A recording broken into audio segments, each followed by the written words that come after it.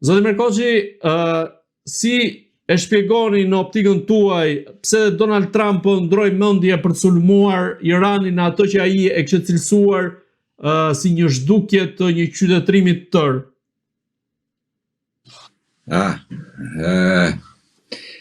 Duhet ta shohësh pak me gjaktësi tërheqjen e Trumpit, cili në një shkrim para se të mbarote skadimi i luftës bëra që nuk do keni sulm të Amerikës kështu Iranit. Pra Trumpi nuk, atë deklaratë që e bëri në nerva e sipër, sepse duhet shkopim pak e çurinë e luftimeve si kanë zgjatur dhe si kanë ardhur.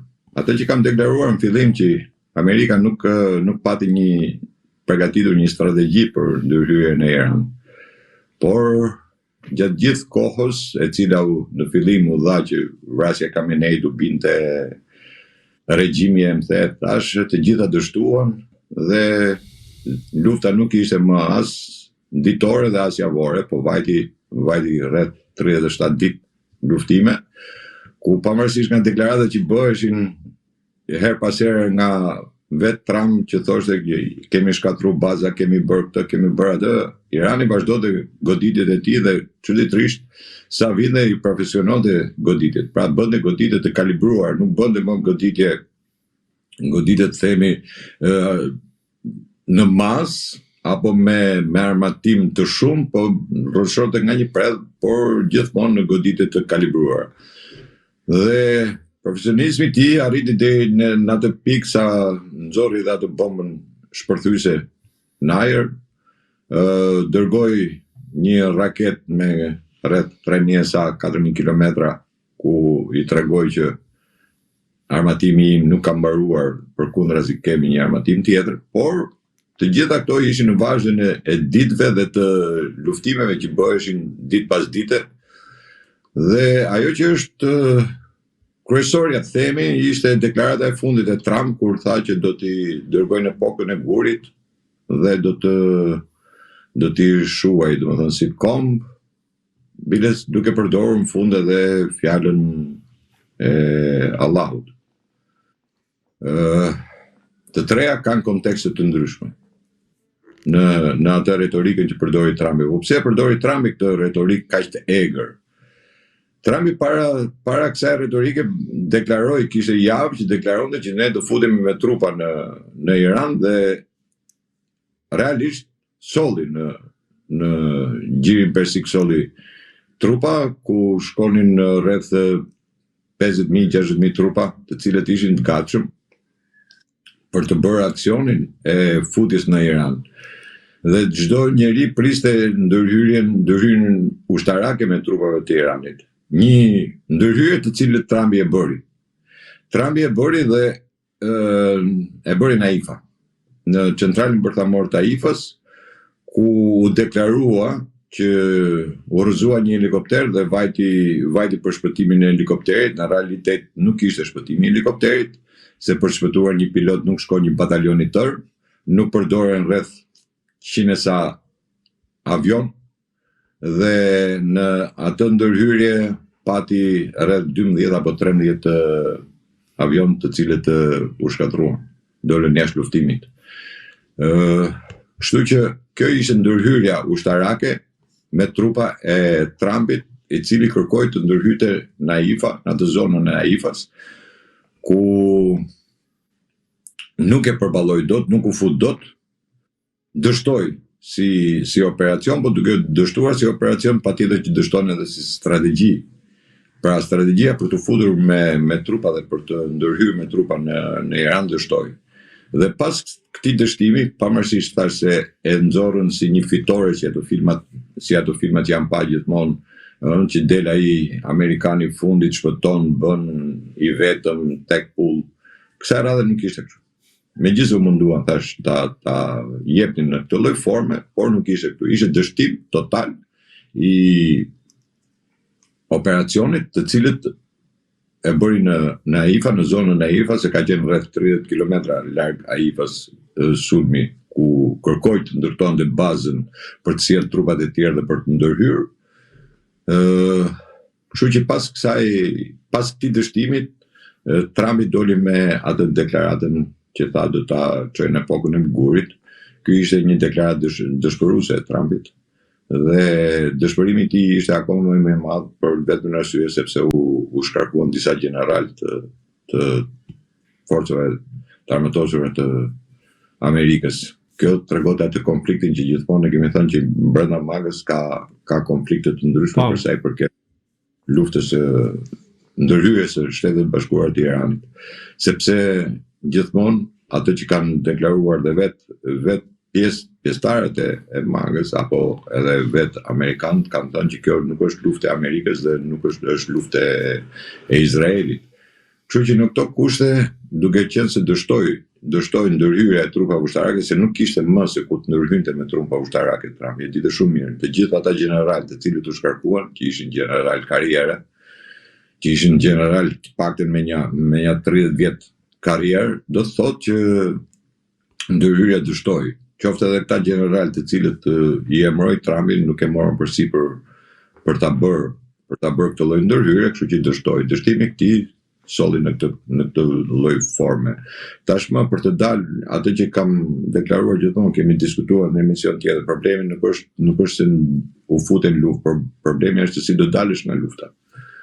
Dhe duke mos pasur një strategji të mirë fillt, atëherë do ngelesh gjithmonë në atë Guackën, në Guackën apo Grackën që të ka fut Izraeli, se realisht tashmë vetëm Izraeli është ai që po komandon, themi, dhe ai po merr gjithë vendimet, pavarësisht nga deklaratat që ka bërë Trumpi apo Amerika, gjithmonë Izraeli ka qenë kundër tyre dhe ka pas një mospërputhje ndërmjet dy shtabeve, të themi, të luftës, dhe kjo është treguar gjatë 37 viteve të luftimeve.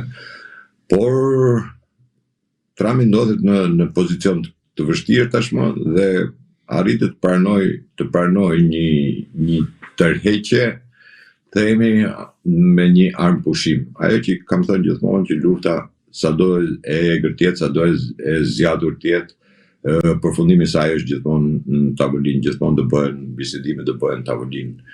Por u gjet një faktor i rëndësishëm në ngjyrën e mesëm për të qenë negociator dhe për të qenë i besueshëm nga të dy krahët. Pavarësisht se për të mbetur te pjesa e tërheqjes së Donald Trumpit dhe fakti që ndryshoi mendje për të sulmuar në mënyrë katastrofike, siç kishte paralajmëruar Iranin. Në këtë rast, kush ka dalë fitues, Shtetet Bashkuara të Amerikës dhe Izraeli, apo Irani nga ana tjetër, ku tashmë autoritetet në Iran e kanë cilësuar këtë si një fitore kundrejt Amerikës, se kundërshtari është dërmuar, ka psuar humbje të mëdha e tjera me radhë. Apo në këtë rast kemi të bëjmë me një situatë win-win? Jo, nuk ka win-win në këtë situatë. Për një arsye të thjeshtë. E para je që Irani ka një strategji, ka përdorur një strategji tjetër, do të thonë ka ndërtuar një strategji tjetër, nëse do e shihni të gjithë kohën. Irani ka pritur sulmin, pastaj është bërë kundërsulmi i Iranit. Pra Irani ka sulmuar me kundërsulm dhe nuk ka sulmuar i pari. Pra, atë që është goditur, aty ka goditur. Nëse ti ke goditur baza ushtarake, Irani ka godit bazë ushtarake. Nëse ti ke goditur raketa, i ka godit raket. Nëse ti ke goditur naftën, ajo që ndodhi ku Trumpi tha që generali i Amerikës, forcave amerikane, tha që ne kemi thënë Izraelit mos godasi pusit e naftës edhe rafinerit, në të njëjtën kohë Izraeli goditi. Dhe në atë moment Irani u përgjigj po me të njëjtën mënyrë, duke i goditur rafinerit e naftës. Pra, çka do të thotë që në këtë moment Irani nuk ka qenë bisedime, kjo është taksative që Irani nuk ka qenë në bisedime me Amerikën, nuk ka pas asnjë lloj bisedime, asnjë lloj komunikimi me ta, Dhe ajo që të thash u detyruan ta kërkoj Amerika këtë lloj armë pushimi, qoftë edhe për municion, duhet kuptojmë edhe gjë se është edhe problemi i municioneve. Jo se Amerika nuk ka municion në Amerikë, por nuk ka aty në frontin e luftës, se aeroplan mbajtësit tek e fundit të mbajnë një kapacitet caktuar të raketave, nuk është se mbajnë në mënyrë pa numërt një e para, dhe furnizimi që bëhet me raketat tek aeroplan mbajtësit i bëjnë furnizimin vetëm në baza, nuk mund t'i bëjnë në det hapur apo në mole të ndryshme.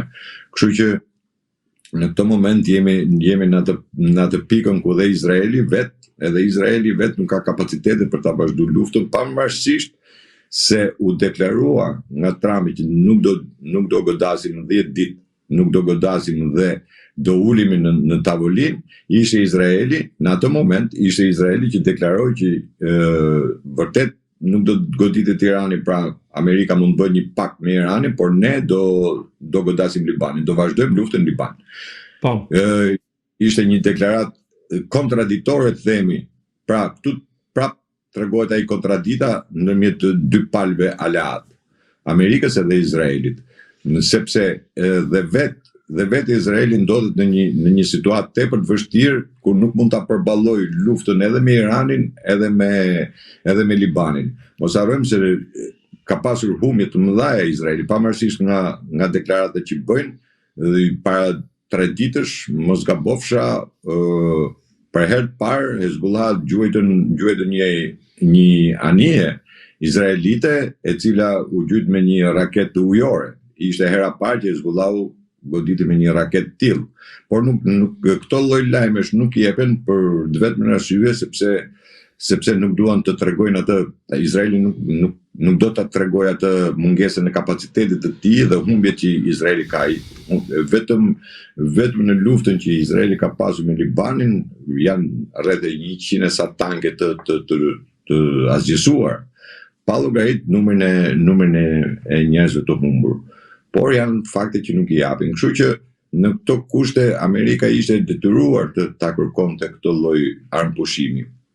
Ky armë pushim do dali në tavolinë, dhe në tavolinë tashmë do shohim se çfarë do bie dakord Amerika, por një gjë është kryesore që themi është win-win, atëherë do të themi që do të kenë dy palët duhet të jenë barabartë. Në këtë moment nuk shoh që dy palët janë barabartë. Shoh që tashmë atë stafetën e ka Irani, dhe kushtet do t'i caktojë Irani. Irani ka bërë një strategji tjetër, dhe po të shohim kanalin e Hormuzit, pavarësisht se është diskutuar gjithmonë mbyllet që kanali është mbyllur, kanali e Hormuzit në asnjë sekond nuk ka qenë i mbyllur. Pavarësisht kanë deklaratat që janë bërë. Pse? Sepse anijet kineze, anijet indiane, anijet të cilat ishin, themi, në mbështetje apo nuk kishin ndërhyrë në luftë, nuk janë penguar.